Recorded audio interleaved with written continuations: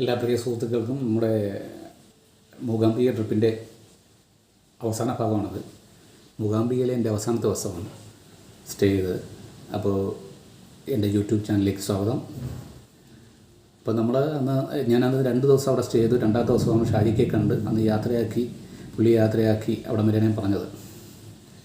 പിന്നെ അന്ന് നൈറ്റ് അവിടെ സ്റ്റേ ചെയ്തിട്ട് അടുത്ത ദിവസം ഞാൻ അലാറമൊക്കെ വെച്ചെങ്കിലും ക്ഷീണം കാരണം ഞാൻ കുറച്ചുകൂടെ ഓഫ് ചെയ്ത് കിടന്നു തുടങ്ങി. തലേദിവസത്തെ ജീപ്പ് യാത്രയുടെ ക്ഷീണം ഉണ്ടായിരുന്നു. അങ്ങനെ അത് കഴിഞ്ഞ് ഞാൻ പ്രഭാത പരിപാടിയെല്ലാം കഴിഞ്ഞ് പിന്നെ ഒരു ചായയൊക്കെ കുടിച്ച് ഒരു മലയാള പത്രമൊക്കെ വാങ്ങിച്ചിട്ട് ഞാൻ നേരെ അമ്പലത്തിൽ പോയി പ്രദക്ഷിണമൊക്കെ വെച്ച് ദേവിയെ ദർശിച്ചു. കുറച്ചധികം നേരം നിന്ന് ദർശിച്ചു. അപ്പോൾ ഞാനവിടെ കണ്ട പ്രത്യേകത എന്ന് വെച്ച് കഴിഞ്ഞാൽ അത് പറയുന്നത് നമ്മുടെ വേറൊരു വ്യക്തിയെക്കുറിച്ച് കൂടി പറയേണ്ടി വരും. അപ്പോൾ ഞാൻ സ്ഥിരമായിട്ട് കാണാറുള്ള ഒരു വ്യക്തിയാണ്. ആ അമ്പലത്തിൽ സ്ഥിരമായിട്ട് അദ്ദേഹത്തെ കാണാറുണ്ട്. ഒരു മധ്യവയസ്കനായ ഒരു വ്യക്തി, മധ്യവയസ്സ് കഴിഞ്ഞൊരു വ്യക്തി. അദ്ദേഹത്തെക്കുറിച്ച് പറയുകയാണെങ്കിൽ നല്ല എണ്ണമയമുള്ള നല്ല മുടി, അതിൽ ആ മുടിയുടെ പകുതി ഭാഗവും വന്ന് കൈയടക്കിയിരിക്കുന്ന ഒരു പ്രകൃതമാണ്. അതുപോലെ തന്നെ ഇദ്ദേഹം കൂടെ അമ്പലത്തിൻ്റെ ഫ്രണ്ടിലേക്ക് ധ്യാനത്തിൽ നിന്ന് പോലെ ഇരിക്കുന്ന കാണാം. മറ്റ് ചില സമയങ്ങളിൽ നോക്കുമ്പോൾ ആ ചുറ്റമ്പലത്തിനകത്ത് വിഷ്ണു പ്രതിഷ്ഠ, അതിൻ്റെ മുമ്പ് എന്തൊക്കെയോ യോഗമുറകളൊക്കെ ചെയ്യുന്ന കാണാം. അപ്പോൾ ഈ വ്യക്തി ഞാൻ കാണുമ്പോഴെല്ലാം പുള്ളി ഒരു പരിചിത ഭാവത്തിൽ എന്നെ നോക്കി പുഞ്ചിരിക്കും, ഞാനും പുഞ്ചിരിക്കും. പുഞ്ചിരി എന്ന് പറയുന്നതാണല്ലോ മനുഷ്യന് പോസിറ്റീവ് എനർജി പരസ്പരം അങ്ങോട്ടും ഇങ്ങോട്ടും പകർന്നു കൊടുക്കാൻ പറ്റാവുന്ന ചിലവ് കുറഞ്ഞൊരു മാർഗ്ഗം. ആ ഒരു ബന്ധം ഞങ്ങൾ തമ്മിലുണ്ടായിരുന്നു. ഈ വ്യക്തിയെ ഞാൻ കുടജാദ്രി മലയിൽ പോയപ്പോൾ അവിടെ വെച്ചും കണ്ടിരുന്നു. അത് യാദൃച്ഛികമാണെന്ന് കരുതുന്നു. അങ്ങനെ ആ അമ്പലത്തിലെ ദർശനം ഇതെല്ലാം കഴിഞ്ഞിട്ട് ഞാൻ നേരെ തിരിച്ച് റൂം വെക്കേറ്റ് ചെയ്യാനായിട്ട് ലോഡ്ജിലേക്ക് പോയി. എല്ലാം പാക്ക് ചെയ്ത് റൂം നമ്പർ 102 ഞാൻ ഗുഡ് ബൈ പറഞ്ഞു. അവിടെ നിന്ന് എൻ്റെ കൈവശം ഒരു ട്രോളി ബാഗാണ് ഉണ്ടായിരുന്നത്. അപ്പം ബസ് സ്റ്റാൻഡ് കുറച്ച് മുകളിലാണ്, കുറച്ച് നടക്കാവുന്ന ദൂരമേ ഉള്ളൂ. അപ്പോൾ ഞാൻ ആ ട്രോളി ബാഗ് എടുത്ത് ഉരുട്ടി ഇങ്ങനെ നടന്നു മുകളിലേക്ക് പോകുമ്പോൾ വീണ്ടും ഞാൻ പറഞ്ഞ ആ വ്യക്തിയെ എൻ്റെ ഓപ്പോസിറ്റ് നടന്നു വരുന്നു. എന്നെ നോക്കി പുള്ളി പുഞ്ചിരിച്ചു, ഞാനും പുഞ്ചിരിച്ചു. ഞാൻ പോയി ഉടുപ്പി ബോർഡ് വെച്ചിരിക്കുന്ന ഒരു ബസ്സിൽ കയറി അതിലിരുന്ന് പത്രം നോക്കാൻ തുടങ്ങി. അപ്പോൾ ബസ് കുറച്ച് കഴിഞ്ഞ് സ്റ്റാർട്ട് ചെയ്യും. യാത്രക്കാരൊക്കെ വളരെ കുറച്ചേ ഉള്ളൂ. കുറച്ച് നേരം ഇരുന്ന് പത്രം വായിച്ചു. കുറേ കഴിഞ്ഞപ്പോൾ കുറച്ച് ആൾക്കാരിവിടെയൊക്കെ വന്നു. ബസ് പുറപ്പെടുന്നതിന് കുറച്ച് മുമ്പ് അത് നോക്കി വേണം പുറകെ നാരായണ മലയാളത്തിൽ ഉച്ചത്തിൽ സംസാരിക്കുന്നു. രാജു എന്നൊക്കെ പേരൊക്കെ വിളിക്കുന്നത് കേട്ടു. അപ്പം ഞാൻ തിരിഞ്ഞു നോക്കിയപ്പം മേൽപ്പറഞ്ഞ അതേ വ്യക്തി, നേരത്തെ പറഞ്ഞില്ലേ അതേ വ്യക്തി തന്നെയാണ്. പുള്ളി നോക്കി പുഞ്ചിരിക്കുന്നുണ്ട്, ഞാനും പുഞ്ചിരിച്ചു. അങ്ങനെ ബസ് യാത്രയായി. അപ്പോൾ ഈ ഉടുപ്പിയിലേക്കുള്ള യാത്ര, മൂകാംബികയിൽ നിന്ന് ഉടുപ്പിയിലേക്കുള്ള ബസ് യാത്ര എന്ന് പറയുന്നത് കുറച്ച് ദൂരമുണ്ട്. ബസ് യാത്ര ഞാൻ ആദ്യം ചെയ്തിട്ടില്ലാത്തതുകൊണ്ട് എനിക്കതൊരു ഇച്ചിരി ബുദ്ധിമുട്ട് തോന്നി. കൂടുതലും നമ്മൾ ട്രെയിനിലാണ് യാത്ര ചെയ്തിട്ടുള്ളത്. നമ്മുടെ ജോലിയും റെയിൽവേയിലാണല്ലോ. അപ്പോൾ കൂടുതലും ട്രെയിൻ യാത്രകളാണ് ഉണ്ടായിരുന്നത്. അപ്പം ബസ്സിലാകുമ്പോൾ അതിൻ്റേതായ ഉലച്ചിലും കറക്കലും ഇതൊക്കെ അത് സ്ഥിരം പരിചയമില്ലാത്തതുകൊണ്ട് ഒരു ബുദ്ധിമുട്ട്. അപ്പോൾ ഈ ബസ് സ്റ്റാർട്ട് ചെയ്തു. അത് ഗ്രാമപ്രദേശങ്ങളിലൂടെ ബസ്സിങ്ങനെ പൊയ്ക്കൊണ്ടിരിക്കുകയാണ്. അപ്പോൾ അത് ഓരോ സ്ഥലത്ത് നിർത്തും. അപ്പോൾ അവിടുത്തെ ലോക്കലായിട്ടുള്ള ആൾക്കാർ അതിനകത്ത് കയറും. പതുക്കെ ബസ്സിൽ യാത്രക്കാരുടെ എണ്ണം കൂടി വന്നു, തിരക്കായി വന്നു.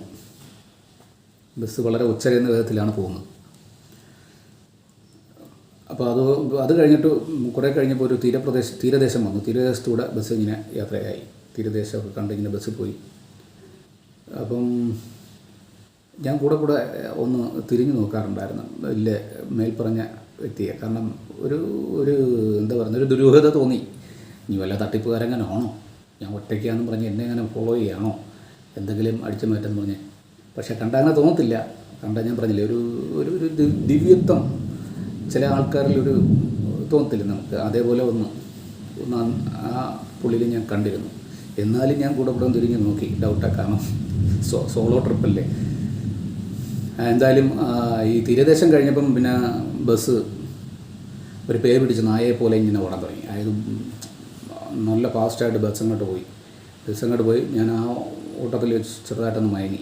കുറേ കഴിഞ്ഞപ്പോൾ ബസ് ഒരു പ്രധാന പട്ടണത്തില്ല, ഒരു വലിയൊരു പട്ടണത്തിൽ നിന്നു. ആ പട്ടണത്തിൻ്റെ പേര് കുന്താപുര. അപ്പോൾ കുന്താപുരയിൽ അദ്ദേഹം ഇറങ്ങി, നേരത്തെ പറഞ്ഞിരുന്ന ആളിറങ്ങി. ഇറങ്ങാൻ നേരത്തെ എന്നെ നോക്കി പുഞ്ചിരിച്ചു, ഞാനും ചിരിച്ചു. ഇത് തന്നെയാണ് ഞങ്ങൾ ഉണ്ടായിരുന്ന കമ്മ്യൂണിക്കേഷൻ, ഒരു പുഞ്ചിരി അങ്ങോട്ടും ഇങ്ങോട്ടും, വല്ലാതെ ഒരു വാക്ക് സംസാരിച്ചിട്ടില്ല. അപ്പോൾ അത് കഴിഞ്ഞ് ബസ് വീണ്ടും ഉടുപ്പിയിലേക്ക് സ്റ്റാർട്ട് ചെയ്തു. പിന്നെയും കുറേ ദൂരമുണ്ട് ഉടുപ്പിയിലേക്ക്. അങ്ങനെ ഇരുന്ന് അവസാനം ഉടുപ്പിയിലെത്തി. ഉടുപ്പി ബസ് സ്റ്റാൻഡിൽ ഞാൻ ഇറങ്ങി. അവിടെ നിന്ന് കുറച്ച് ഒരു പഴവും പിന്നെ ഒരു ചായയൊക്കെ കുടിച്ചു. എന്നിട്ട് ഞാൻ റൂം അന്വേഷിച്ചു. റൂം എല്ലായിടത്തും ഫുള്ളാണ്. നമ്മുടെ ഈ ഗുരുവായൂർ പോലെ തന്നെ ശ്രീകൃഷ്ണൻ ഗുരുവായൂരപ്പനെ കാണാനായിട്ട് നമ്മൾ കൂടുതൽ പോകത്തില്ലേ, മലയാളികൾ പോകത്തില്ല. അതുപോലെ തന്നെ കന്നഡക്കാരും തെലുങ്ക് ആൾക്കാരും നമ്മുടെ മലയാളികൾ തന്നെ ഇഷ്ടം പോലെ അവിടെ ഉടുപ്പിയിൽ വരുന്നുണ്ട്, പലരും വരുന്നുണ്ട്. പോകാനായിട്ട് ഉടുപ്പി റെയിൽവേ സ്റ്റേഷനുണ്ട്. ഉടുപ്പി റെയിൽവേ സ്റ്റേഷൻ വലിയ സ്റ്റേഷനാണ്. ഉടുപ്പിയിൽ ഇറങ്ങിയിട്ട് അമ്പലത്തിലേക്ക് പോകാൻ പറ്റും. കാണേണ്ട ഒരു സ്ഥലമാണ് ഉടുപ്പി കൃഷ്ണൻ ഫേമസ് ആണ് അവിടെ. ഞാൻ അവിടെ നിന്ന് വാങ്ങിച്ച ഉടുപ്പിയിൽ നിന്ന് വാങ്ങിച്ച ഒരു കൃഷ്ണൻ്റെ ഉണ്ണിക്കണ്ണൻ്റെ ഒരു വെണ്ണ കട്ടുണ്ണുന്ന ഒരു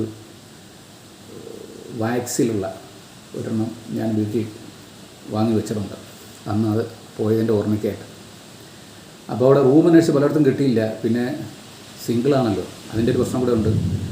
ഒറ്റയ്ക്ക് വരുന്നവരെല്ലാവർക്കും സംശയമാണ്, പ്രത്യേകിച്ച് ആണുങ്ങളെ. അവരെയും കുറ്റം പറയാൻ പറ്റത്തില്ല, അങ്ങനെയുള്ള ലോകമാണല്ലോ. അപ്പോൾ അങ്ങനെ ഞാൻ